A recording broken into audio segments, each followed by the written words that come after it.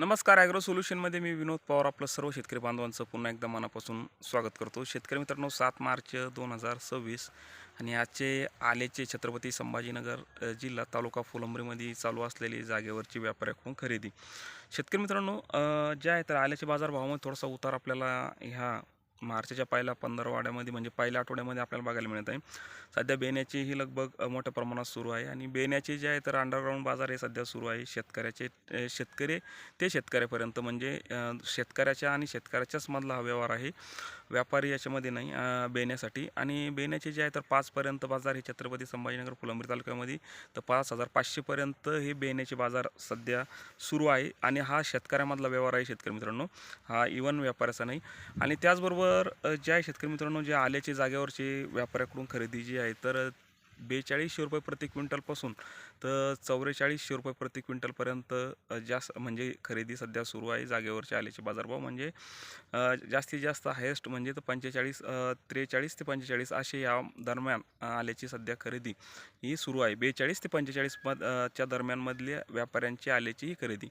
शेतकरी मित्रांनो, सध्या काय झालेलं आहे की मोठ्या प्रमाणामध्ये आल्याची हार्वेस्टिंग अजून बाकी आहे. बऱ्याचशा शेतकऱ्यांचे काय झालं की डिसेंबर जानेवारीमध्ये हा चांगला उच्च भाव असल्यामुळे बऱ्याचशा शेतकऱ्यांनी न देण्याची भूमिका ही घेतली आणि त्यामुळे काय झालं की बराचसा आल्याचं जे आहे तर प्लॉट हे शिल्लक आहे. बरेचसे शेतकऱ्यांचे प्लॉट हे शिल्लक आहे. इव्हन बऱ्याचशा शेतकऱ्यांनी आल्याचे प्लॉट हे राखून ठेवले, कारण प्रत्येक शेतकऱ्याला अपेक्षा की आल्याचे बाजारभाव हे पुढे वाढतील. आणि त्याचबरोबर काय झालं की आता आवक ही मोठ्या प्रमाणात सध्या सुरू होताना आपल्याला बघायला मिळत आहे.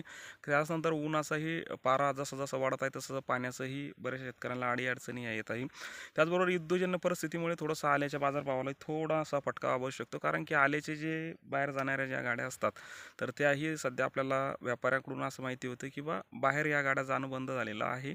तर त्यामुळे मार्केट हे जे आतल्या आतच मार्केट हे खेळत आहे. म्हणजे महाराष्ट्राच्या बाहेर किंवा इव्हन भारतामध्येच आल्याचं जे आहे तर सध्या गाड्या लोडिंग या होत आहे.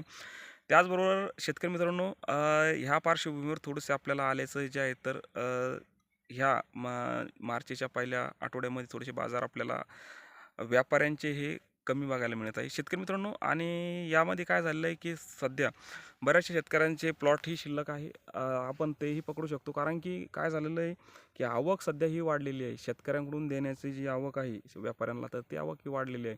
आणि आता काय झालं की थोडंसं व्यापारीही थोडंसं एक रमजानचाही त्याच्यामध्ये एक आपला इश्यू आहे की रमजानमध्ये बऱ्याचशा व्यापाऱ्यांची खरेदी ही बंद असते. या 8 ते 10 दिवसपर्यंत जसं रमजान संपेल तशी खरेदी ही मोठ्या प्रमाणात ही व्यापारी करत असतात. बरेचसे मोमेडियन व्यापारी असतात तर ते खरेदी ह्या काळामध्ये बंद करत असतात.